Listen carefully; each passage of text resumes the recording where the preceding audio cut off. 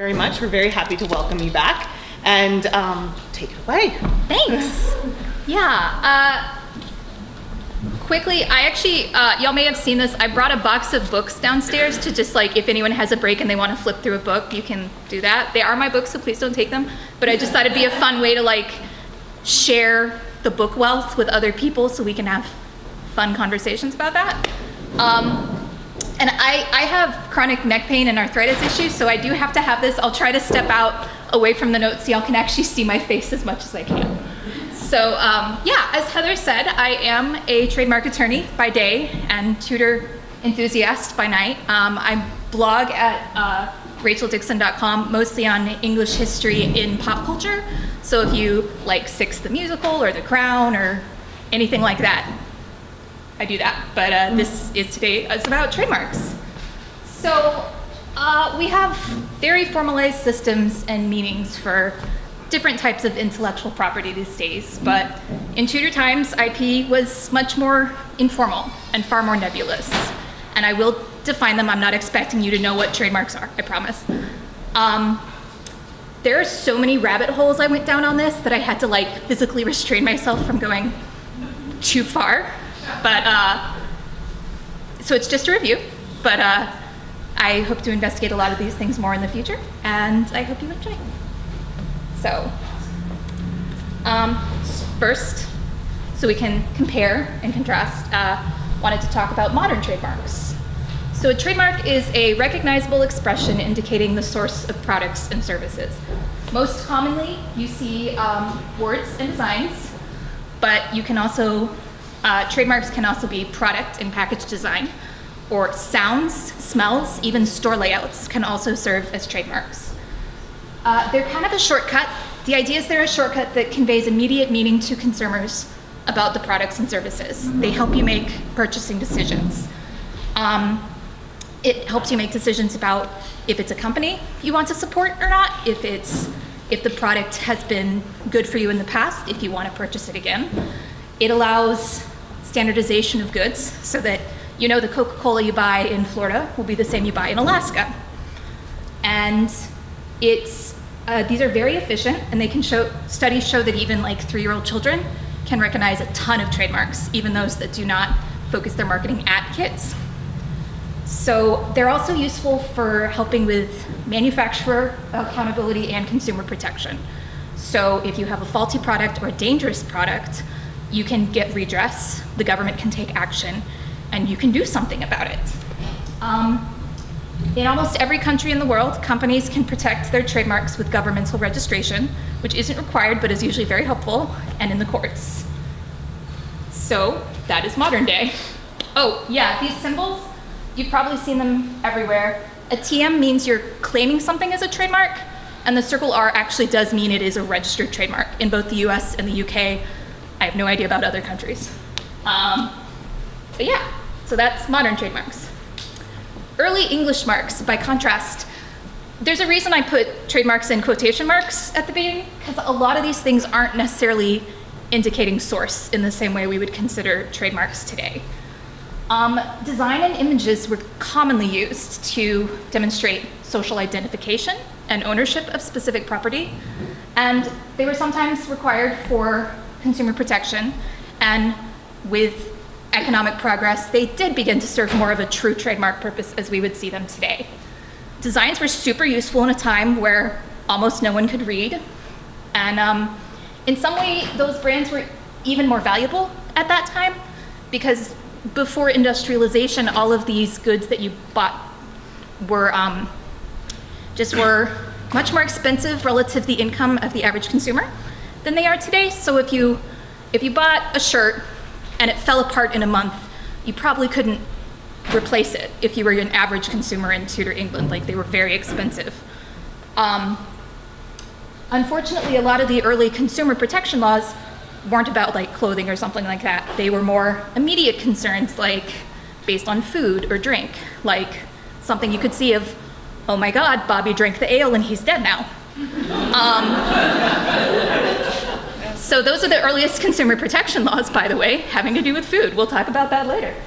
But there are, of course, some very intense harms, even if that's not the case. If it's If your sword falls apart while you're in battle, that could be bad. But these very real harms had very few remedies at the time. Lawsuits were very costly. Warranties were extremely rare. There were like almost no purchase or protection laws. Even if you could go to the courts, they generally were very much caveat emptor, the buyer beware. And a lot of times you couldn't even find these merchants who sold you these goods because they traveled from fair to fair. So over time it became very important for people to use marks to, like if they produce quality goods and they're proud of their goods and they want their consumers, their customers to keep coming back to them, they start using marks. So with economic growth and advancement, we get more of that. Generally, there's no formalized governmental registration of any of these things. There were a few guild registrations. And there was the College of Arms for Heraldry, which isn't quite a trademark, but I'll discuss that a little bit more. To give you an idea of what these images are, in the upper left is the mark of a bell founder, so something that could be easily made with like a chisel or a knife. The upper right is the coat of arms of the Drapers Guild, which was the first guild in London, established to have like a coat of arms. The lower left shows an ale stake, which I will tell you all about. It's one of my favorite things. And then the bottom right actually is a mark used by Bishop Hugh Oldham of Exeter. So just whet your appetite. Something you might not think of as a trademark is heraldry. These combined symbols, designs, colors, and words for quick identification.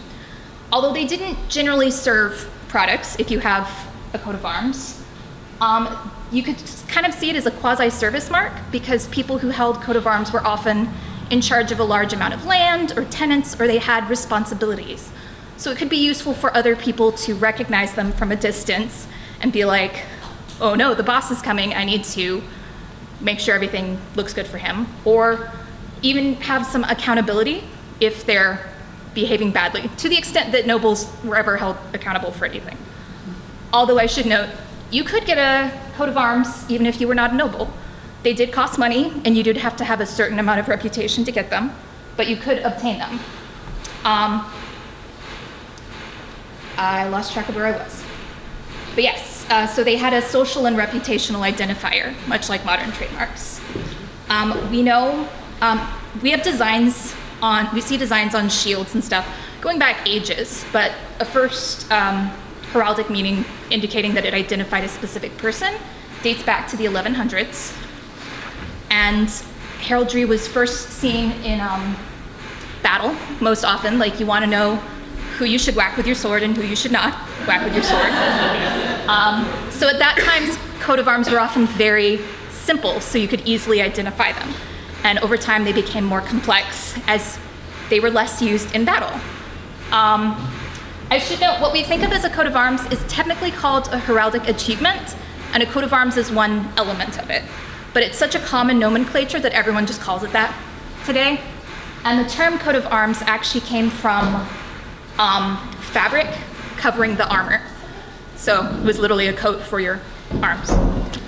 So these are all examples of canting arms, which are visual puns, and they're my favorite thing. There will be French in here, and I'm terrible at French, so I apologize for anyone who, there's gonna be bad French involved in here. On the left is Henry of Arundel's coat of arms, which features 6 standing swallows, which in Old French are called Arundels. Arundels. The middle, y'all might recognize, it was a big deal a couple years ago. This is John Shakespeare's coat of arms, so the father of William Shakespeare. William probably obtained it for his dad because he had more money, and then William used it after his dad's death. There's a pun in here as well. If you'll notice, the falcon is holding a spear.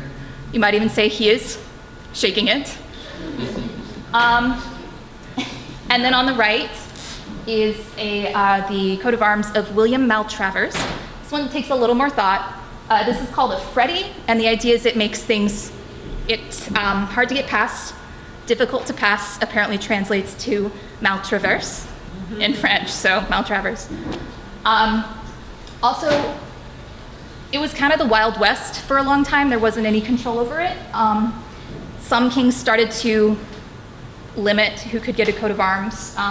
Henry V had a proclamation in 1409 forbidding all those who hadn't borne arms at the Battle of Agincourt from carrying arms, except by inheritance or a grant from the crown. And then later, under Henry VIII, he actually had officials going out around the country, and if you didn't have the right to use a coat of arms, they would stop you. Yeah. So this is an example of cadency, which is the systemic way to distinguish arms displayed by descendants when they have not been granted arms in their own right. This is still a system used today, and it's actually far more systemized today than these are. You can actually look up the royal family's coat of arms and see how they differ. This also demonstrates use of coat of arms to demonstrate claims or lineage or history. So Edward III starts off with the Golden Lions, which are a very old mark associated with English royalty, which probably dated back to the 1100s.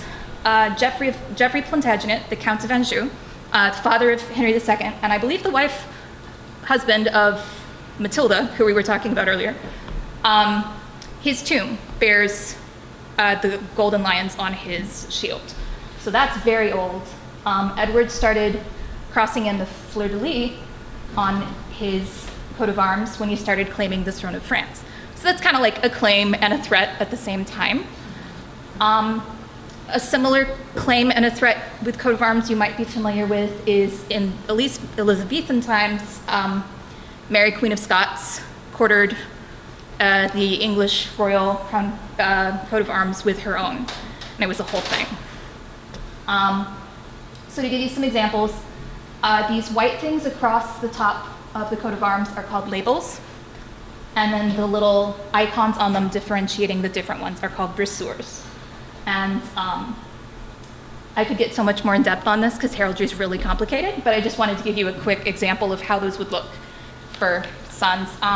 Daughters can also have coats of arms, although I believe they're generally in a diamond when that happens, and probably didn't happen in the 1300s. I did want to distinguish between coats of arms and badges real quick. We're probably very familiar with badges because of the Tudor rose and that sort of thing. Coats of arms are registered at the College of Arms and are only worn by the bearer. Badges are worn by retainers and supporters, and they're less controlled. You can change them over time, and plenty of people did to suit their political purposes. You can think of them more like a collective membership mark, like a certified public accountant or realtor or a motorcycle club. The people supporting the king or the noble or whoever's badge it was would wear it to signify their membership. So to give you some examples, in the middle we have the coat of arms of Henry VII, which again feature those lions and the fleur-de-lis. And there are several badges of his as well. On the left is the Tudor rose, which combined the Lancaster rose and the York rose, which were both in use, although they were not the main badges of those families at the time. So that served a great propaganda purpose for him.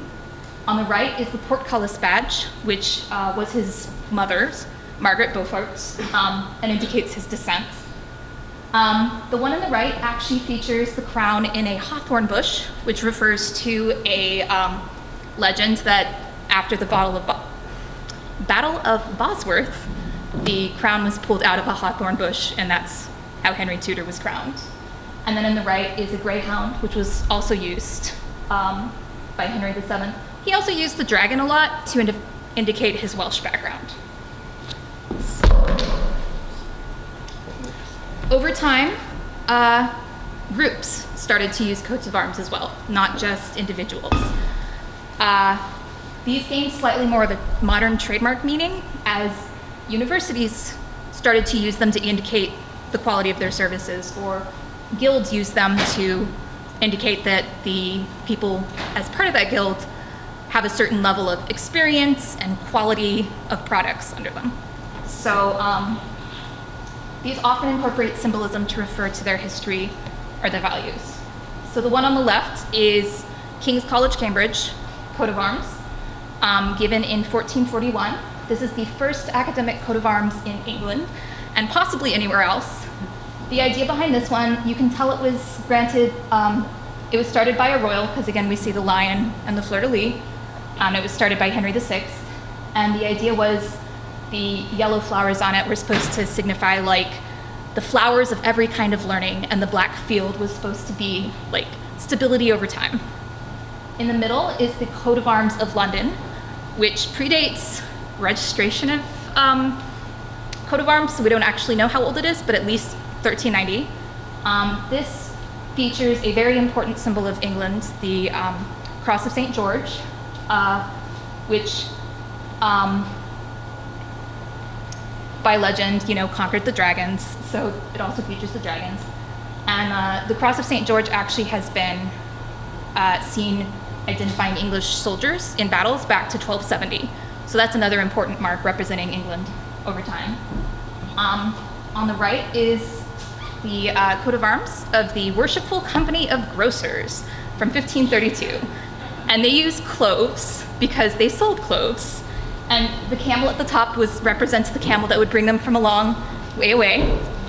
And fun trivia, a lot of companies today have coats of arms that you might not think about. If you're familiar with the supermarket chain Tesco's from England, they have a coat of arms which also features cloves in this grand tradition. Fruit of the Loom has their own. Fruit of the Loom? I did not know Fruit of the Loom has their own coat of arms. That is fantastic. Well, they have all their fruit. I'll have to look that up. I'm going to take a second to drink this. Hang on. So we're moving away from heraldry now into marks which served for consumer protection purposes. I don't know if y'all knew this, but bread fraud was kind of a thing in medieval times, and it was so rampant that bakers literally had a bad reputation. People didn't like bakers in general because there were concerns that they were cheating you on the size of the bread, or the quality, or the price. And Heather actually did an episode in which she mentioned bread adulteration was a serious concern, which was even memorialized in Jack and the Beanstalk. I'll grind your bones to make my bread. I don't know if there were actually human bones in bread, but it does indicate that sort of concern. More likely than bones was, resins or chalk or things that you really don't want to be eating. Sawdust, yes. So a lot of municipalities started to put in rules into place requiring bakers to mark their bread so they could start controlling these. And these were actually the result of national laws regulating price, weight, and quality of bread and ale. So back to 1267 is the earliest assize of ale and bread to start acknowledging this problem and trying to regulate it. That did not require marks at the time, but as localities tried to figure out how to actually enforce it, marks became required. And this wasn't in every municipality, but we know there were in at least some. This law is from 1419 in London, and it basically says, they shall have the impress of his seal appearing on his bread so that you can identify them. So on the left, this is actually a communion bread marker. I have tried so hard to find a commercial bread marker. I have looked through so many museum collections, I have not found them. Possible options, I may not be looking in the right place. If anyone knows about bread seals, please talk to me later. There may have been an understanding that you could use a knife to mark something in the bread just in a more simple way, or perhaps the commercial ones were made out of materials that have deteriorated over time. It's hard to tell, but that gives you an example of what they may have looked like. And the punishments for bread fraud were intense. One example was you'd get the loaf tied around your neck, and then you would be drawn in a wagon to the stocks. Second offense you were actually in the stocks, and then the third offense you'd have your oven pulled down and you would be forced to leave the trade altogether. So yeah, we have a lot of records of people tried for bread fraud.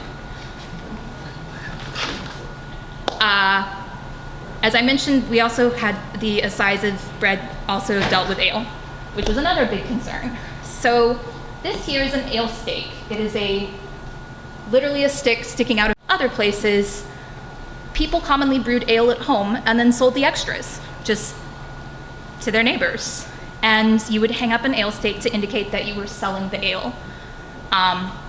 This custom may have originated with the Romans, who would put vine leaves outside of centers of commerce that served wine, and they brought it to England when they conquered it. They don't have that many vines in England, at least grapevines, so these were replaced in branches and bushes. Over time, this custom began to be required by law in some places, with the idea that you needed to know who was selling ale so you could go and test it to make sure it was safe and that they were following all the laws regarding it. Some municipalities actually required specific signs. Like I believe in Chester, they were required to have signs that had like a hand on it. But a lot of people did the ale stakes thing. And the ale testers, who sound like they have a great job, but they also had to drink the bad ale, would go around, make sure they were there, test it.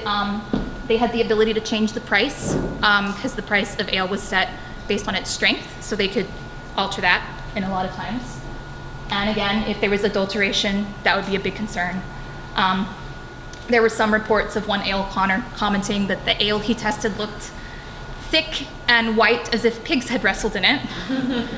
So there was probably clay in it, and yeah, gross. Punishments for that were often pretty intense as well, just like with the bread. Someone who brewed and sold bad beer often got the ducking stool in dirty water. Scotland also, in some places, required them to pay fines and give ale to the poor, although I don't know if the poor wants that ale.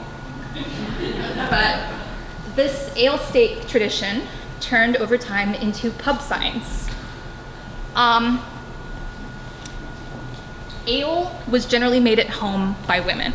Beer, which I believe adds in hops for preservation purposes, started moving more towards the commercial marketplace and being made by men. And as that happened, they moved more towards signs and pubs instead of people selling it out of their homes. And these pub signs often took names inspired by notable royals or people.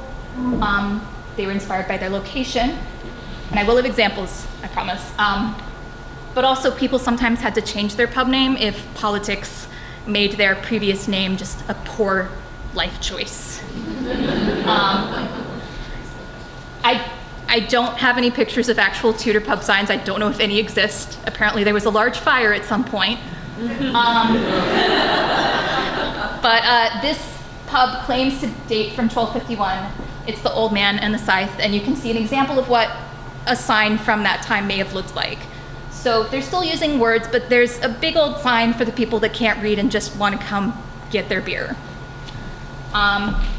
So this slide, again, these are all modern, but they give you examples of a lot of names and signs used from that time. So I had mentioned notable people names. The Rising Sun was a name used for Edward III, and the Rose and Crown was super popular around the time of the Tudors. Beforehand, people sometimes would use names like the White Lion from Edward IV, or the White Boar from Richard III. And once Henry Tudor came to the throne, you might want to quickly change your name from the White Boar to make sure that you're in favor with the king. Locational names included the Fighting Cocks, which was a name often used near like animal fighting arenas, which was very common then, or the Plough, near the communal plough, or the Library was apparently pretty popular in pubs near universities, or the Strugglers near hangman's areas. And you'd see a lot of religious marks around churches and monasteries. The cross keys apparently refers to the keys of St. Peter, so that may have been a name used then. Although, of course, then when the Protestant Reformation came along, you might have changed your name to something more flattering to the king, like the King's Head. And so there were a lot of pubs called the King's Head when the Protestant Reformation happened, and it became not a good idea to have like names referring to saints or things like that. The Cat and the Fiddle is a fun one. There's probably an urban myth saying that this name came from Catherine of Aragon, Catherine la Fidèle, Catherine the Faithful. In reality, it was probably named after a governor of Calais, whose name was Caton le Fidèle. But it's a fun story, and there are lots and cats and fiddles across London to this day. So those are the signs I have at least some examples for. We are moving to some signs I have no examples for. Unfortunately, because I don't think we have any brothels in London today with signs, but we know they were there. Various Tudor Henrys tried to shut down the brothels, and they failed every time. We have records documenting the brothel names from early 1500s and from late 1500s. And as you'll see, a lot of these are similar to the pub names, and some of them are similar. They don't really change that much over time. These could be read as innuendo, but a lot of them, just indicated that the Tudors didn't have a lot of imagination when it came to names. Lots of Henrys, lots of Edwards, lots of boar's heads, lots of crossed keys. So we got a lot of that. So we know that 18 to 22 licensed brothels continued throughout Elizabethan England in London. Fun fact, at one point when Henry VIII tried to shut them down, what happened is they just moved from the one district they had all been to just scatter throughout the town. So in some ways he actually may have just encouraged their trade further because they were now everywhere. So yeah. This one's a little bit of a one-off one. This is not a consumer protection thing. It's not heraldry, but it's a symbol that actually is still used today, so I wanted to talk about it. The broad arrow indicates royal ownership. It's of unknown origin. For a long time, people thought it came from one family's heraldic device, but then we found records that it was used centuries before this family ever got involved with the English military. We even have records from Samuel Pepys, the famous diarist, talking about the mark and saying no one knew where it came from. It was used on receipts by Edward III's butler back in the 1330s.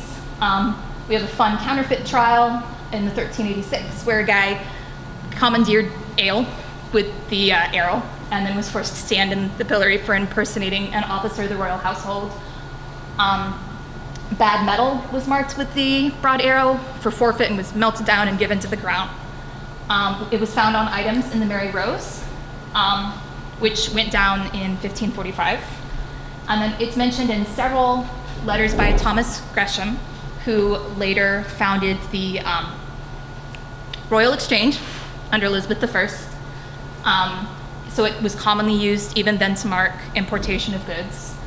And even to this day, it's used, it was used in colonial America to mark land, to mark trees. It was used in colonial India. Apparently in the 1800s, it was put on convicts' uniforms, which is horrifying.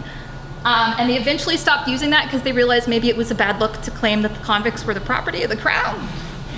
But it was popular enough that you actually can find satirical cartoons from the time that if they ever portrayed a convict, it would have the broad arrow on it. And it's still seen on license plates on military bases in some areas today. And it's actually still, there's still a law saying you can't use this unless you have, you can't, it still counts as a criminal offense to reproduce this without authority or use it on any goods without permission. I did want to say, I read in one source that this was seen as a brand on horses during battles in the 100 Years' War in 1346. I could not confirm this anywhere, but it's a good time to talk about the fact that branding was almost certainly used on horses and livestock throughout medieval England and Tudor times. I haven't talked about it too much because it's hard to find research supporting that, but we know it probably happened. And if you haven't fenced in all your property, you have to tell your cows apart somehow. But that's the broad arrow. All right, we're moving into less regulated marks and more merchant source indicating marks.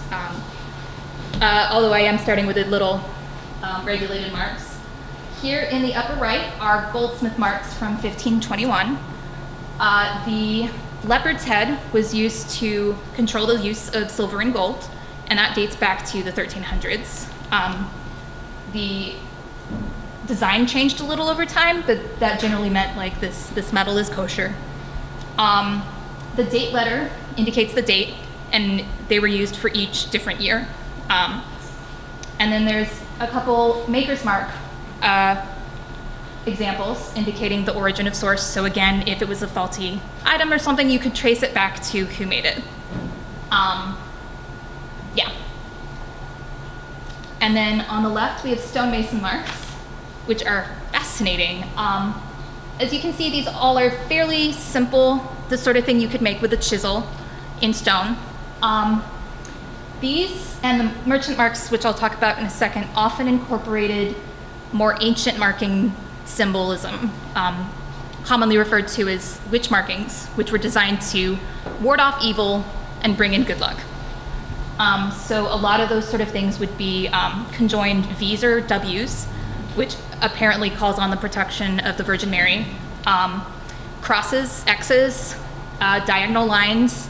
If you see marks that look like butterflies, all of those are witch markings that we've seen in a lot of places. And these are not that, but you see a lot of those elements incorporated. Because if you're a stonemason building a big building, or if you're a merchant whose products are on ships for months at a time, you might want some good luck and warding off of evil, just to, keep things going well. Stonemason marks are interesting. They're used in so many different ways in buildings all over England and Europe. Sometimes you'll see them on one stone, sometimes you'll see them on multiple. They may have been used by to mark work done for payment purposes. They may have been used as a quality control. They may have been a signature. And it probably varies quite a lot regionally. But you'll see them all over the place. And it's really complicated and something I want to look into more in the future. And then merchant marks below, you'd see these on buildings, you'd see them on ledgers, you'll see them signed with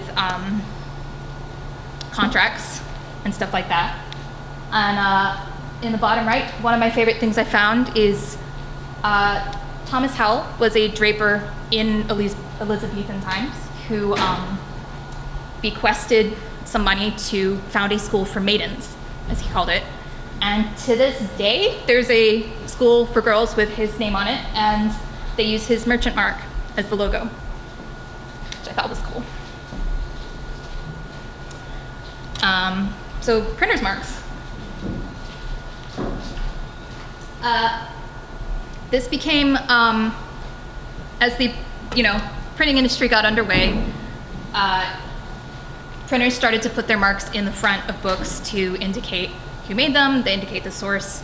And it also helped serve as sort of a nascent copyright measure to help track what's going on. And over time, they got a little more complicated. So in the upper left is actually the printer's mark of William Caxton, who was thought to be the first person to introduce a printing press to England in 1476.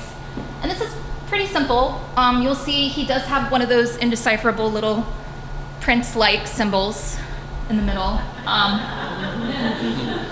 Yeah. And to the right is one from Robert Copeland, who was under Henry VIII.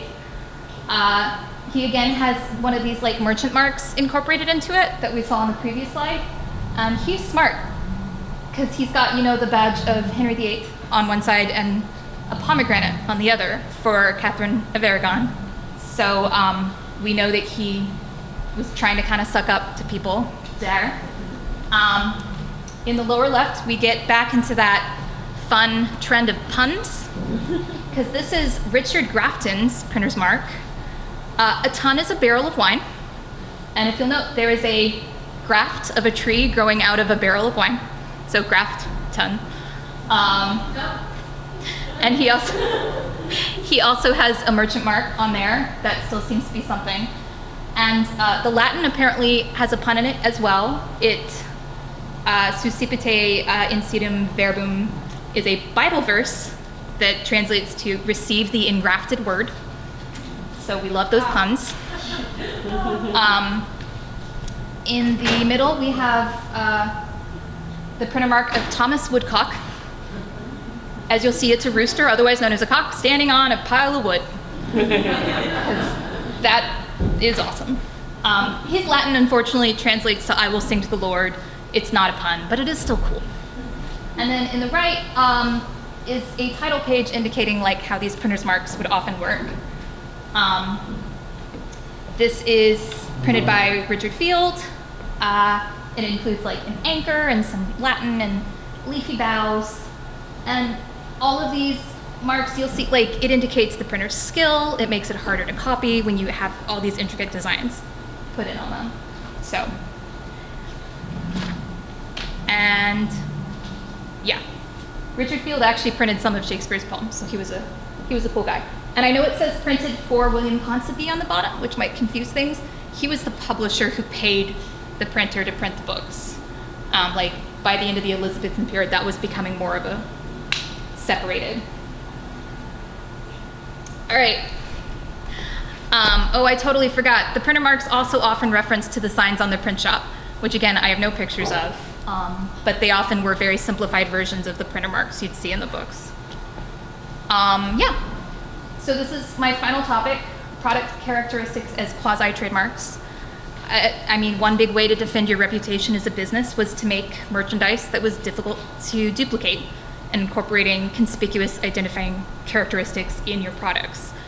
And these were less tracing them back to individual companies for the most part, and were more about location at this point. A great example of this is Venetian glass. Venice was so protective of their glass making techniques that they were the first patent laws in the world were there.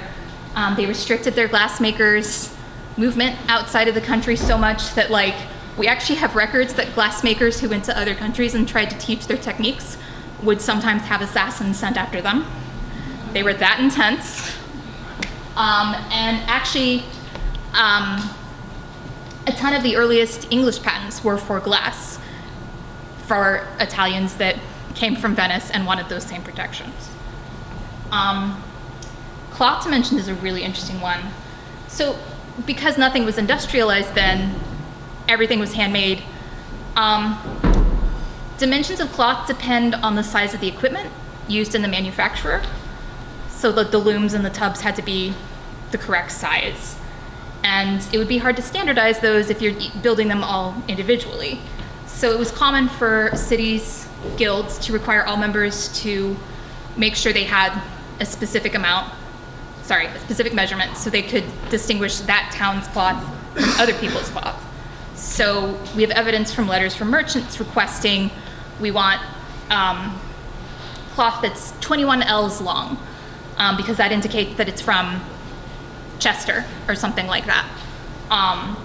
And a lot of municipalities actually required that any imported cloth be measured publicly before they even cut it to ensure that they knew the source. And that source of that cloth often indicated, like, different cities made different types of cloth that was intended for different uses, and it was just a really great way to ensure you knew what you were getting, is just measuring the cloth. It's also a great example of conspicuous characteristics, also known as Greenwich armor style. Almain is an archaic name for German. Henry VIII founded this armory by, like, bringing over a bunch of German armors. And as you can see, they have very distinctive decorative armor. And we've got some very good records of them because we have an album of a ton of their designs under Queen Elizabeth. So on the left is armor of Henry VIII with designs by Hans Holbein.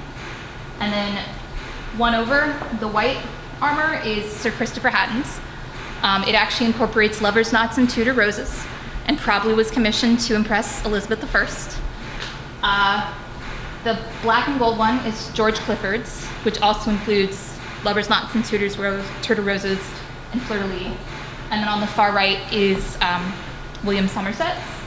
And there's no symbolism, and it's just cool. But yeah, so if you wore something like this on the battlefield, people would know exactly where it came from. So, in conclusion, to sort of tie it all together, trademarks grew and evolved along with England's economic and population growth.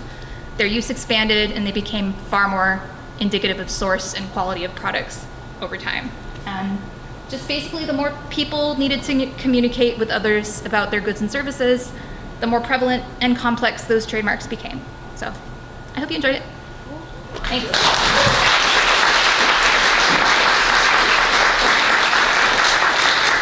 Oh, and I forgot, this is Tesco's mark again with those clothes. So, random supermarket coat of arms. So, did anyone have any questions? I think we have time. Yes? When did printers start using watermarks as a form of like trademark embedded in paper and that sort of thing? I have no idea. I will look into that. That is a very good question.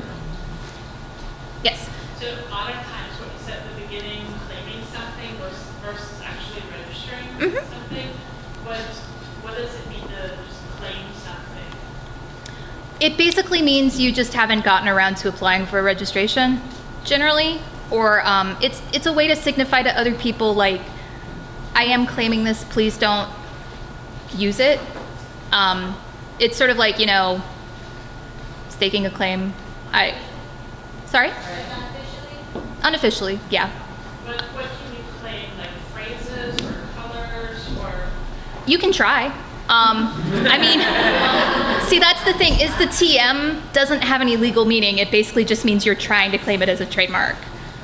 So you may not succeed. Like, they're all out of my head right now, but there have been all sorts of cases of companies applying for trademarks that were refused for one reason or another. So it's kind of just a signal to the world of, well, we're trying. We'll see. So in the meantime, nobody else can claim that because you're in the middle of legal process to register. I mean, you can. There's no registration to stop you, but it does sort of signal intent that they might sue you over it if you try to use it and they're already using it as a trademark, which can get super messy, which is why trademark registration is a good idea. Just a general pitch. Yeah, that tends to simplify things a lot more if you have a registration. If you don't have a registration, you can use it and you have some rights in it, but it can make things very messy if someone else is using it in a different part of the country or with different goods. It's a whole thing. It's complicated. So I hope that answered it. Definitely. Good.